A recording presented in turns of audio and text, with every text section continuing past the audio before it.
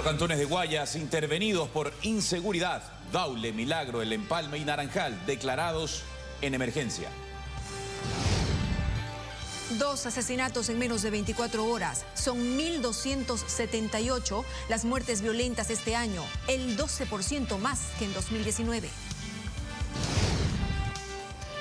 COE Nacional autoriza el retorno progresivo a clases presenciales en enero en 204 escuelas fiscales por medio de un plan piloto. 2 vocales del Consejo Nacional Electoral presentan denuncia contra los jueces del Tribunal Contencioso Electoral por presunto prevaricato.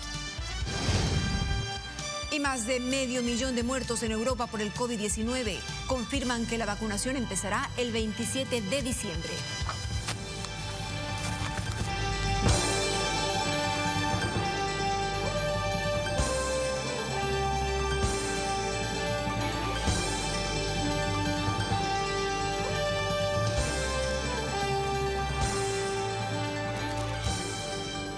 Buenas noches con todos, bienvenidos al noticiero, emisión estelar. ¿Qué tal? ¿Cómo están? Qué gusto saludarlos. Tenemos el desarrollo de diferentes temas de interés nacional. Así es, muy buenas noches para todos. Les recordamos que este informativo es retransmitido por Radio América 93.3 FM en Guayaquil y 104.5 FM en Quito.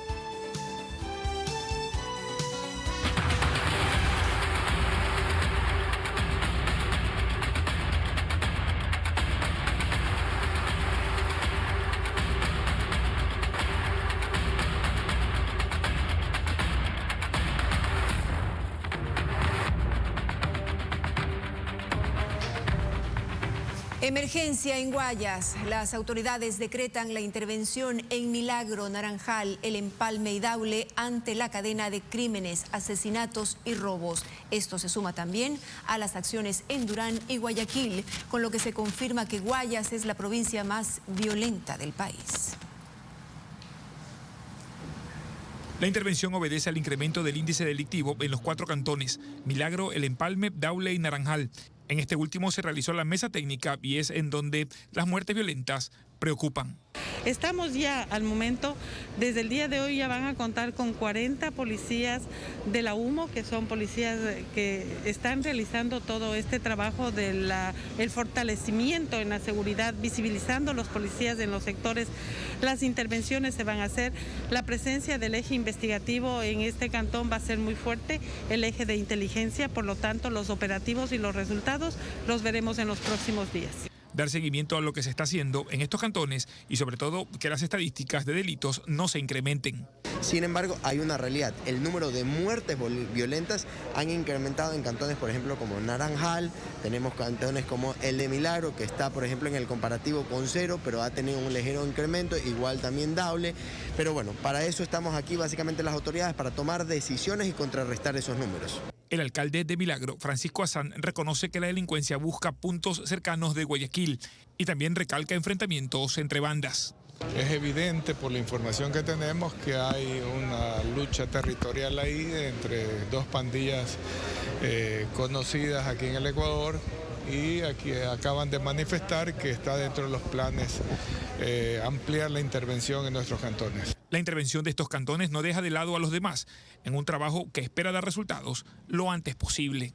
Mauricio Ceballos, TC Televisión. Y es que a pesar de los operativos policiales en las denominadas zonas rojas, los asesinatos no se detienen en el país. En las últimas 24 horas hubo 2 ejecuciones, una en Guayaquil y otra en Portoviejo. Con esto suman 1.278 muertes violentas en lo que va del año. El suceso ocurrió cuando Jonathan Saavedra Barco viajaba en su moto rumbo a su lugar de trabajo. Enseguida aparecieron 4 sujetos en 2 motocicletas y le dispararon en 12 ocasiones. Un proyectil le impactó en la cabeza. El hoyo occiso refleja en su historial, en el 2005, una detención para investigaciones. Se tiene conocimiento que el ciudadano aparentemente se trasladaba al lugar de trabajo, esto es como guardia de seguridad. Al momento del ataque, otra persona que caminaba por el sector fue alcanzada por las balas. Esta víctima colateral fue llevada a un hospital para que reciba atención médica. Recibe un impacto también de bala a la altura de la espalda, quien se encuentra en este momento en emergencia, una persona herida, quien está siendo intervenida para poder extraerle este indicio balístico también. Según la policía, el sujeto fue amenazado de muerte la semana pasada. Se busca establecer si todo esto obedece a peleas entre agrupaciones delictivas. En este sector, hace tan solo 2 semanas, la Policía Nacional desmanteló a una agrupación llamada Los Carniceros, banda dedicada a varios delitos y aliada de los lagartos. Se está estableciendo cuáles son los nexos con las diferentes organizaciones y más que todo cuál sería la motivación que tuvieron los sicarios para terminar con la vida de esta persona. Y esta ola de violencia no termina ahí. En la provincia de Manabí, una mujer fue asesinada cuando llegaba a su casa. El hecho pasó en el sector del Parque Forestal ubicado en Portoviejo. Pudo verificar un cadáver de sexo femenino de 58 años de edad, quien correspondía a los nombres de Zoila MB. La víctima hace poco se había separado de su pareja. La familia presume que el ataque proviene de parte de él. Al momento de la inspección se descarta eso, ya que todos sus bienes se encontraban en orden. A pesar de la pandemia, las muertes violentas a nivel nacional no han terminado, pues hasta ahora se contabilizan 1.278 crímenes en este 2020. Este aumento, según la policía, obedece principalmente a la venta de droga. Desde el 1 de diciembre hemos logrado incautar 79 armas de fuego y han sido puestas ya a órdenes de las autoridades competentes para que se realicen las pericias y de esta manera poder determinar si estas armas de fuego han participado en una o en varias muertes violentas. Las bandas por ganar poder han desencadenado una batalla, tanto en las calles como en las cárceles. Eso se puede evidenciar pues en 3 provincias la tasa de crímenes sigue creciendo y eso que el año aún no termina. Estamos trabajando justamente para que dentro de la seguridad del orden público, que es nuestra competencia, la ciudadanía se pueda sentir segura y pueda estar tranquila. Actualmente en los lugares donde incide el mayor número de muertes violentas, la Policía Nacional ha implementado un plan de seguridad. Sin embargo, hasta ahora no se ve plasmado en las cifras. Jorge García, TC Televisión. Repasamos las preocupantes y alarmantes cifras. Los asesinatos han aumentado en un 12% en relación al año 2019, cuando hubo 1.141 asesinatos. Es decir, este año hay 137 muertes violentas más.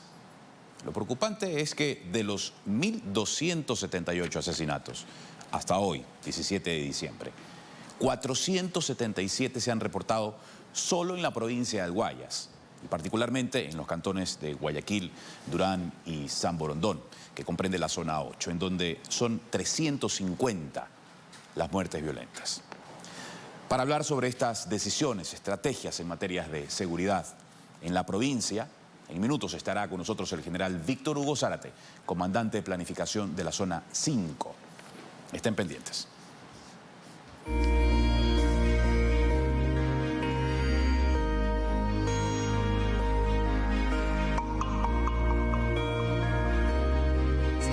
Información, amigos. Europa perdió más de 500.000 de vidas a causa del coronavirus. En este continente confirman que empezará la inmunización el 27 de diciembre, mientras el mandatario francés en positivo de la enfermedad. Hasta el miércoles, los 52 países y territorios de la región, desde Portugal hasta Rusia y Azerbaiyán, totalizan poco más de 500.000 fallecimientos y más de 23 millones de contagios, según un recuento de la AFP basado en cifras oficiales. Europa ha vuelto a ser el epicentro de la pandemia desde octubre junto con Estados Unidos, y en los últimos 7 días se han registrado cerca de 37.000 muertes, el número más elevado en 7 días desde el inicio de la pandemia. El martes se registró un récord de 6.800 muertes. En total, según los últimos balances disponibles, el 60% de decesos se concentra en 5 países: Italia, Reino Unido, Francia, Rusia y España. La presidenta de la Comisión Europea, Ursula von der Leyen, anunció el jueves que la Unión comenzará a vacunar el 27 de diciembre. En un mensaje en Twitter, von der Leyen indicó que es la hora de Europa y señaló que el bloque protegerá a sus ciudadanos juntos. La Agencia Europea de Medicamentos tiene previsto reunirse el 21 para evaluar la vacuna de los laboratorios Pfizer y BioNTech. Acto seguido, la Comisión dará su visto bueno para iniciar la inmunización. El lanzamiento de la campaña igual está condicionado a que la agencia autorice el uso de la vacuna. El presidente de Francia, Emmanuel Macron, dio positivo por coronavirus. Así lo informó el jueves la presidencia en un comunicado en el que explicó que el jefe de Estado fue sometido a un test PCR en cuanto aparecieron los primeros síntomas y permanecerá aislado 7 días, aunque continuará trabajando y realizando tareas a distancia. Mientras tanto, en Ecuador hay mucha expectativa por la llegada de las primeras vacunas el próximo año. La mayoría está de acuerdo con recibir la cura cuanto antes. Sin embargo, hay quienes se muestran escépticos y aseguran que prefieren esperar. Verónica viaja 30 minutos por día en bus para llegar a esta esquina, en el centro financiero de Quito, para hacer de la vereda su vitrina comercial, exponiéndose 9 horas diarias al virus con tal de llevar dinero para alimentar a sus 2 hijos. Pero, ¿se pondría la vacuna? Estamos en veremos, por tantas cosas que se dicen en las noticias que no se sabe qué hacer. No será obligatorio vacunarse, será una decisión de cada ciudadano. Los primeros en recibir las dosis será el personal de primera línea. ¿Usted se pondría la vacuna? Yo no tendría ningún inconveniente en base de que ya hemos vivido toda la pandemia en la calle. ¿Se pondría la vacuna? Sí. ¿Por qué? Para andar tranquilo. Sin embargo, en las calles, los criterios son divididos. Hay quienes no se pondrán la vacuna. Porque hasta ver los efectos en otras personas. Pero quienes no podrán acceder a la vacunación. Personas que sufran algún trastorno de coagulación o que están recibiendo anticoagulante no van a poder vacunarse. Mujeres embarazadas o que piensen embarazarse en los próximos 3 meses o en periodo de lactancia no van a poder vacunarse. Quienes reciban las dosis serán contactados 6 meses después para solicitarles una prueba de anticuerpos y verificar la efectividad de las vacunas. Juan Pablo Ruiz, TC Televisión. Hablando de COVID-19, el ministro de Gobierno, Patricio Pazmiño, informó vía Twitter que se contagió del COVID-19. Escribió: se me ha confirmado un resultado positivo de COVID-19. Hemos tomado todas las medidas de bioseguridad. Mantendré aislamiento para cuidar mi salud y la de mi entorno de trabajo. Por supuesto, continuaré con mis labores en teletrabajo de manera segura y responsable. Y mientras tanto, el COE Nacional autorizó el retorno progresivo a clases presenciales desde el próximo 18 de enero en 204 escuelas fiscales y 12 instituciones de educación superior. Sin embargo, esa decisión podría variar si se registran repuntes de contagios de COVID-19 tras los feriados de Navidad y fin de año. Los estudiantes de 204 escuelas fiscales del país regresarán a clases presenciales. Lo harán desde el 18 de enero. Se sumaron a los 79 planteles educativos que ya son parte de un plan piloto de retorno progresivo, es decir, con un aforo no mayor al 30%. El principal del COE Nacional, Juan Zapata, dijo que adoptaron esa resolución pues cumplieron con los requisitos. Que ya pasaron por la mesa de salud, por la mesa de educación, sobre todo de ventilación, de garantizar el distanciamiento social, la mascarilla. Y lo principal, que exista la autorización de los padres o representantes legales. Y es que madres como Alexandra Monar no están de acuerdo con las clases presenciales. Puedo hablar desde mi experiencia que mi hijo, por ejemplo, hace un par de meses tuvimos COVID. Mi hijo, gracias a Dios, no presentó ningún síntoma, pero se contagió. Y los otros niños, ¿qué va a ocurrir también? No todos los niños tienen la misma defensa. Cree que es más factible el retorno a las aulas de estudiantes de niveles superiores como las universidades. Y de hecho, 12 de esas instituciones, entre institutos, escuelas politécnicas y las propias universidades, también están dentro del plan piloto para abrir sus puertas a partir del 18 de enero. Pero esto dependerá si no hay repuntes de casos de COVID hasta esa fecha. Es preocupante lo que pueda ocurrir en diciembre. Y nosotros sabemos que esa cosecha de diciembre se estará determinando en la primera o segunda semana de enero. Pero de ratificar la apertura en esa fecha, habrán evaluaciones cada 15 días. Fabiola Santana, TC Televisión.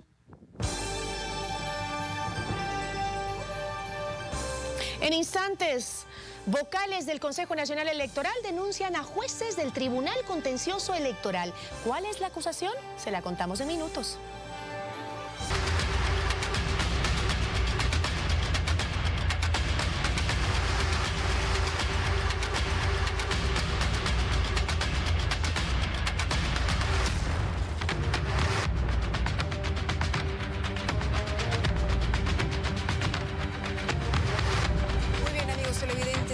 la verdad es que los ciudadanos están muy preocupados con estas escalofriantes cifras de muertes violentas, 12% más que el año pasado, y justamente por eso esta noche nos acompaña en estudios el general Víctor Hugo Zárate, comandante de planificación de la zona 5 que integra las provincias de Galápagos, Guayas y Santa Elena. A él lo saludamos, muy buenas noches, gracias por su presencia aquí en este noticiero.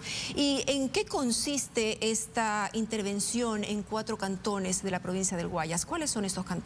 Gracias, buenas noches, gracias por la oportunidad. Un saludo de la Policía Nacional.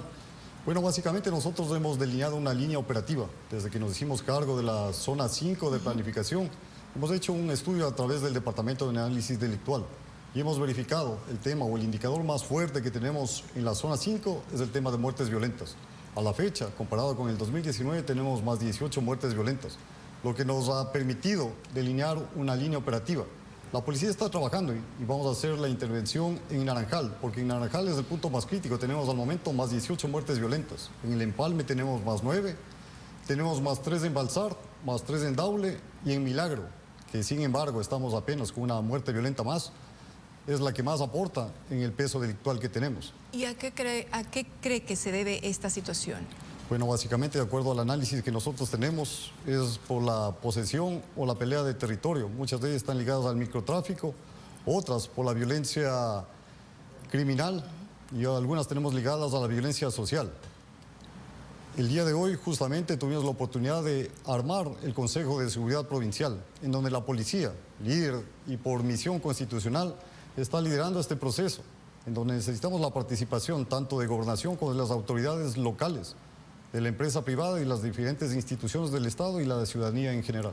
¿Y cuánto tiempo demorará o durará esta intervención, general? Bueno, básicamente la intervención está montada ya desde la línea operativa institucional, sin embargo se está cotejando con los diferentes GATS que necesitamos el apoyo permanente de ellos. Nosotros ya estamos actuando en territorio de acuerdo a la información que tenemos y disponemos. ¿En qué consiste estratégicamente esta operación integral a que describe esta intervención en cada uno de los cantones? ¿Cómo se va a observar a la policía de la mano también con todas las instituciones?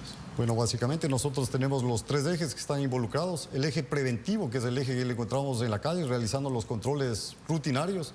Tenemos articulados los ejes investigativos, porque lo fundamental es destruir las estructuras criminales que tenemos en territorio. ¿Qué diferencia una intervención de un operativo normal o de un control rutinario, que es lo que el ciudadano va a observar? Bueno, básicamente el control rutinario se hace sobre la base de la información preliminar que se tiene, del estudio del DAI, los puntos recurrentes, las zonas críticas, de acuerdo a los históricos. Una operación con inteligencia es una operación más planificada. Se levanta información y se detiene, ya sea en flagrancia o a través de una investigación previa a las estructuras criminales que están actuando en el territorio. ¿Implica destinar más recursos, más infraestructura, más dotación de personal en estos cantones específicamente? Bueno, sacarlos de uno y ponerlos en ellos o no necesariamente? Bueno, básicamente estamos al momento con las capacidades propias que tenemos en territorio. Sin embargo, se requiere fortalecer el eje de investigación. También hay que considerar que de acuerdo a la intervención fuerte que estamos teniendo en la zona 8, la migración del delito se ha traducido o se ha trasladado a la zona 5. Hemos recibido y vamos a tener el apoyo del mando institucional de fortalecer los ejes investigativos para destruir las organizaciones que están actuando en el territorio. Ya sabemos que estos 4 cantones van a ser tomados en cuenta de manera importante e inmediata. Otros cantones de la provincia del Guayas, Guayaquil, por ejemplo, ¿cómo está la situación? Se habla mucho de la inseguridad, se habla mucho de violencia. Bueno, básicamente hay que diferenciar. La zona 8 comprende los 3 cantones, incluido Guayaquil, Durán y San Borondón. La zona 5 comprende los 22 cantones, que es la jurisdicción de quien comanda la zona 5 conjuntamente con Santa Elena y Galápagos. Galápagos, ya, perfecto. Mi compañero, el general Zapata, es quien maneja la zona 8. Esa información la manejan ellos directamente. ¿Esto permitirá ofrecer resultados en cuánto tiempo? Cuando se anuncia una intervención, ¿eso quiere decir que la estrategia brindará resultados en cuánto tiempo se espera? Reducir los índices de violencia, que en comparación al año anterior, como lo escribimos, aumentaban un 12% las muertes violentas. Bueno, básicamente queremos que sea de manera inmediata. La persuasión, la disuasión y la intervención con las unidades de inteligencia, con investigación. Pero consideramos y tenemos la confianza de que vamos a cerrar de la mejor manera el año, quizás con un incremento, pero no exagerado. Que tengan los resultados esperados, general Víctor Hugo Zárate, jefe de la zona 5 de la policía. Gracias por acompañarnos esta noche en el noticiero. Gracias a ustedes por la oportunidad. Tenemos más, Gisela.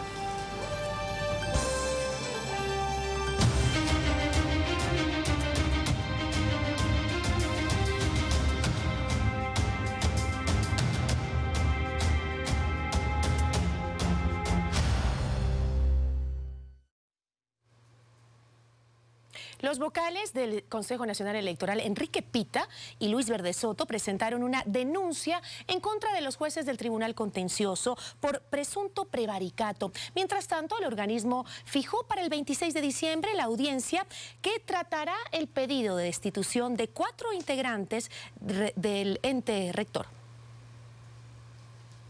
Sobre las 10 de la noche de este miércoles, el Tribunal Contencioso Electoral aceptó a trámite la denuncia presentada por Justicia Social en contra de 4 de los 5 vocales del Consejo Nacional Electoral, quienes piden su destitución. Fijó la audiencia para que los consejeros puedan presentar sus pruebas de descargo el 26 de diciembre. El director de la Escuela de Derecho de la UID y experto electoral, Esteban Ron, aclaró que sí es posible que por desacato puedan perder sus cargos. Los consejeros tienen pues una especie de inmunidad en el ámbito penal, ¿sí? La autorización que requieren para su procesamiento es en el ámbito penal.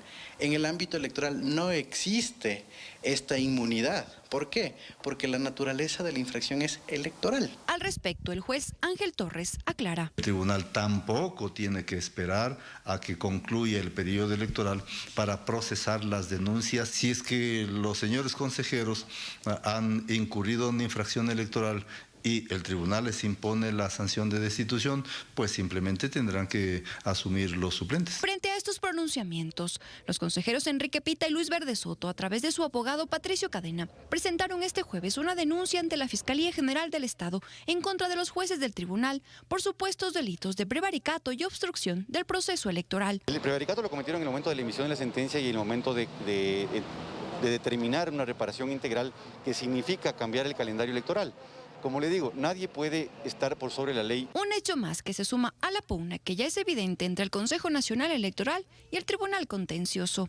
Karen Aro, Voz y Voto 2021. En instantes, manejos de millonarios negocios dentro de las cárceles relacionados con ola de asesinatos.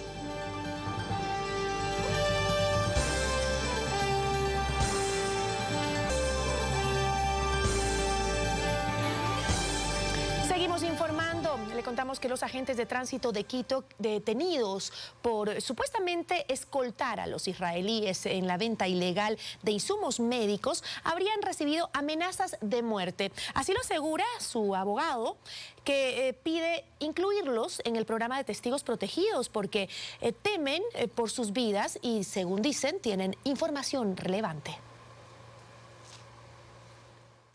4 meses después de estar detenidos los 3 agentes de tránsito que servían como escolta de los israelíes, Shida Ham, que fue asesinado en la penitenciaría del Guayas, y Oren Sheyman, dicen tener información reveladora de esta investigación de delincuencia organizada, que además tiene sindicados a Abdalá Bucarán, su hijo Jacobo y a Daniel Salcedo. La verdad es que ellos conocen y presencian los hechos delictivos de los israelíes, pero inducidos de error por las autoridades que les ordenaban darles custodia. Según la defensa de los agentes de tránsito, ellos han solicitado ser parte del programa de testigos protegidos, pero no tienen respuesta de la Fiscalía. Por el contrario, denuncia a su abogado, han sido víctimas de amenazas de muerte. Estamos hablando de gente que desde adentro de la cárcel mismo, como ustedes conocen, en procesos conexos, se ha valido de formas y medios gigantescos para poder intimidar y coaccionar.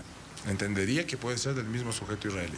Los extranjeros presuntamente formaban parte de una organización delictiva dedicada a la venta de insumos médicos. Fueron quienes vendieron 21,000 pruebas rápidas en medio de la cuarentena a Jacobo Bucarán y luego detenidos en Santa Elena con más de $300,000 y credenciales de la DEA. 18 de mayo, 7:26 de la mañana, aquí todas las pruebas de COVID, solo con efectivo. El importador de las pruebas COVID es el señor Trajano Ruperto Gavilanes Buenaño. Más de un centenar de personas fueron estafados y perjudicados con la compra-venta de estos insumos médicos. Si usted tenía los insumos o esta gente los captaba, le pagaba una parte y no le pagaba la diferencia. Los agentes metropolitanos están recluidos en la cárcel de Cotopaxi, donde recibieron las amenazas. Hemos solicitado información sobre este tema a la Fiscalía, pero hasta el cierre de esta emisión no recibimos respuesta. Gustavo Merino, TC Televisión. Un nuevo embrollo legal genera polémica en el país, esta vez relacionado con la designación del reemplazo de Jorge Moreno, quien renunció hace pocos días a la vocalía del Consejo de la Judicatura. El Consejo de Participación Ciudadana elevó una consulta a la Corte Constitucional para aclarar la controversia. El problema se remonta a 6 meses de posesionado el nuevo Consejo de la Judicatura. En junio de 2019, cuando Patricia Schettini, vocal principal de la Judicatura en representación del Ejecutivo, renunció a su cargo y se titularizó su suplente, Jorge Moreno. Pero este vocal también renunció a la Judicatura en noviembre de 2020 y en la práctica no había suplente que lo reemplace. Ante tal situación, el presidente de la República envió una terna para que el Consejo de Participación, de entre ellos, designe un vocal titular y un suplente. La situación parecía simple, pero en sesión de este miércoles 16 de diciembre, el CPCCS recibió un informe jurídico que recomendaba que la vacante del vocal Moreno la cubra Elsie Rumania Celi Loaiza, suplente del vocal de la Judicatura, Fausto Murillo, ambos representantes de la función legislativa, lo cual, según el consejero Hernán Ulloa, no tiene lógica ni argumento jurídico. Si existe la conformación por 5 fuentes y una de las fuentes no existe, lo pertinente por un sistema de lógica jurídica es reemplazar esa fuente de la misma forma como se conformó, se designó, enviando una terna para que nuestra decisión se ajuste a la norma constitucional. Pero el informe que lo respalda la presidenta del Consejo de Participación, Sofía Almeida, no fue aceptado por el Pleno y se decidió hacer una consulta a la Corte Constitucional. Aún no se ha enviado. Estamos analizando las acciones jurídicas que se deban hacer con respecto a la resolución, a la sentencia de la jueza, por cuanto, como le indico, podría ser una interferencia de funciones. Sin embargo, antes de que se dé el pleno del Consejo de Participación, el presidente Lenín Moreno Garcés interpuso una medida cautelar en contra de esta institución, recurso jurídico que fue calificado por la jueza María Vela, que resolvió la suspensión de la sesión extraordinaria, así como las resoluciones o decisiones que se hayan tomado en dicha sesión. Pero además dispuso que la consulta se eleve ante la Procuraduría General del Estado para resolver quién ocupará el sillón vacante en el Consejo de la Judicatura. Gustavo Merino, TC Televisión. El exalcalde de Machala, Carlos Falqués Aguilar, descartó la malversación de más de 26 millones de dólares en su administración, desde el 2014 hasta el 2019. Esto frente a un examen especial que realizó la Contraloría General del Estado en el tema de los gastos realizados durante su periodo. Vamos a conversar un poco de todo, entonces. Sí, él va a conversar, yo me quedo aquí. El exalcalde de Machala, Carlos Falqués Aguilar, llegó a las oficinas de TC Televisión en Guayaquil. Lo hizo junto a su padre, el también social cristiano Carlos Falqués Batallas. Él dejó a su hijo en el canal para que pueda descartar un millonario perjuicio económico basado en un examen especial de la Contraloría en su periodo. No existe la pérdida de 26 millones de dólares o que se han llevado 26 millones de dólares. Aquí nadie se ha llevado 26 millones de dólares. La suma de todo esto, aquí hay cosas de forma, como el tema de responsabilidades administrativas. Él se refiere a los 15 procesos de contratación que tiene el examen de la Contraloría, entre ellos el incumplimiento del sistema de catastro que no se ha ejecutado, que costó más de 4 millones de dólares, pero Falqués dice que sí lo hicieron. El catastro fue entregado formalmente al municipio de Machala. Al actual alcalde tengo entendido que la empresa tiene el recibido del catastro actual. Inclusive la empresa que ganó y que licitó el catastro de Machala ni siquiera ha cobrado el valor total del 100% de la factura que se le adeuda, en este caso, a ellos. Sobre la construcción de la terminal terrestre de Machala, él manifestó que no hubo un perjuicio económico de 96 mil dólares. Es un tema de reajustes técnicos que seguramente el fiscalizador, junto al contratista que ganó la construcción de la terminal terrestre y posteriormente el administrador de la obra, deberían, en este caso, hacerle las consultas técnicas. Y acerca de los más de 500 mil dólares que se pagaron a profesionales no capacitados para las áreas de jefaturas departamentales, descartó que haya existido esa cuota política. Y en ese mismo tema, hasta hoy desconoce por qué Machala dejó la línea de los Falqués. ¿Qué falló? ¿Qué faltó? Yo no podríamos decir qué pasó o qué falló.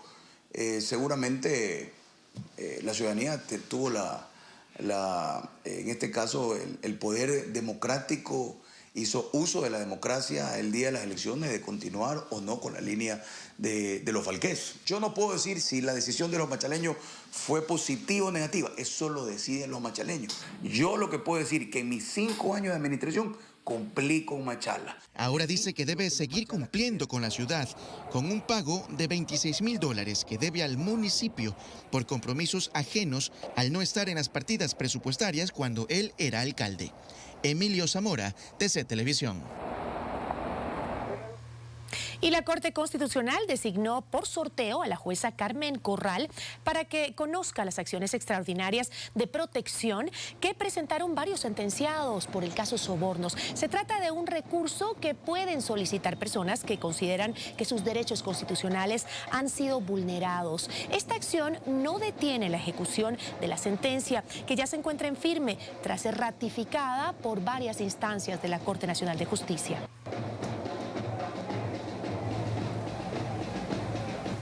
El presidente Lenín Moreno entregó la condecoración de la Orden Nacional al Mérito en el grado de oficial a Olimpiadas Especiales Ecuador por su aporte durante 40 años de vida institucional en la formación de atletas con discapacidad. El mandatario resaltó especialmente el trabajo que ha realizado el gestor de la organización, Héctor Cueva. El evento se desarrolló en el Salón Amarillo del Palacio de Carondelet. Y en breve, nevadas en el noroeste de los Estados Unidos. ¿Cómo se alista la población para su llegada? Se lo contamos enseguida. Acompáñenos.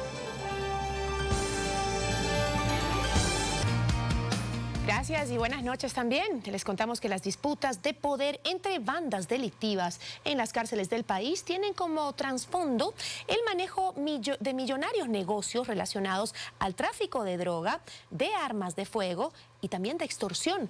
50 reos han sido asesinados en lo que va del año.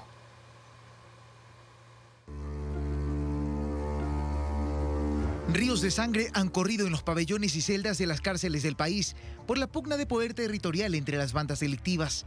Para cualquiera resultaría irónico que donde no deberían tener privilegios, estos se consigan a precios muy altos, con dinero y violencia, al nivel más extremo. El problema de mi hermano, le metieron una puñalada aquí. Detrás de esas grandes paredes y también tras las rejas, los privados de la libertad deben de pagar condenas por el cometimiento de crímenes atroces. Pero aquí se mueve una economía también paralela, que es impulsada por el tráfico de drogas, armas y la extorsión. Es precisamente por eso que se pelean más de 20 bandas y sus facciones al interior y exterior de los centros penitenciarios del país. El dinero que circula se transacciona en millones. Quienes ya vivieron esto cuando estuvieron presos hacen revelaciones. Uno cuando ingresa, la tarifa que debe pagar son $200. La botella de puro puede costar hasta $50. Las armas de fuego superan los $2.000 a $3.000. Armas blancas, cuchillos, machetes, por unidad que están costando $80, $150. Y obviamente ellos también rinden cuenta a los directores. La contaminación a los más altos niveles penitenciarios se corrobora con las últimas 4 desvinculaciones que hizo el SNAI a directores de varios centros vinculados a actos de corrupción y crimen organizado. Uno de ellos fue el de la penitenciaría del Litoral, Héctor Reina, y la última, la directora de la cárcel de Jipijapa en Manabí. Porque mire que en el carro en la basura dicen que pasan las armas, le pagan a los guías para que puedan detrás las armas. En el sistema penitenciario hay registrados 37.000 privados de la libertad. La mayoría son extorsionados. Pero ¿cómo se ejecuta esto? Cuando el PPL no paga, lo golpean, graban videos y se los envían al exterior a las familias, que deben pagar en cuentas específicas de personas en el exterior de los centros. Dentro de las medidas, justamente en la mesa técnica, determinaremos algunas acciones adicionales pertinentes a fin de fortalecer los controles tanto en la parte externa como al interior de nuestro centro. El director del Centro Penitenciario de La Tacunga se refiere a las acciones que tomarán en ese lugar donde ocurrió la última masacre. En 2019, las riñas entre bandas dejaron 32 fallecidos y en lo que va de 2020, 50. La motivación es el dinero y mientras están encerrados, se hacen millonarios. Alcibiades Onofre, TC Televisión. Pero a Lampa organizada también les cae la justicia. Procesan a 8 personas por su presunta responsabilidad en el delito de delincuencia organizada. Los detenidos pertenecerían a una célula de la organización de los choneros, autodenominados Chone Killers. Según las investigaciones, habrían participado en asaltos, robos, tráfico de drogas y sicariato en las ciudades de Guayaquil, Durán y Daule. El juez de garantías penales dictó prisión preventiva contra Antonio Benjamín, Frank Lizardo, André Oliver, Renzo Javier, también a Ayrton Leonardo, Isaías Martín, Daniel Enrique y Valeria Lisset NR, mientras que María Isabel RD se benefició de medida cautelar por encontrarse en estado de lactancia. La instrucción fiscal tendrá una duración de 90 días. 8 integrantes de una banda delictiva fueron capturados en el norte de Quito. Se dedicaban a robar bicicletas de alta gama, locales comerciales también y a transeúntes. 3 meses duraron las investigaciones de la Policía Judicial y Brigada Anticriminal para identificar a los integrantes de la banda conformada por ecuatorianos y extranjeros.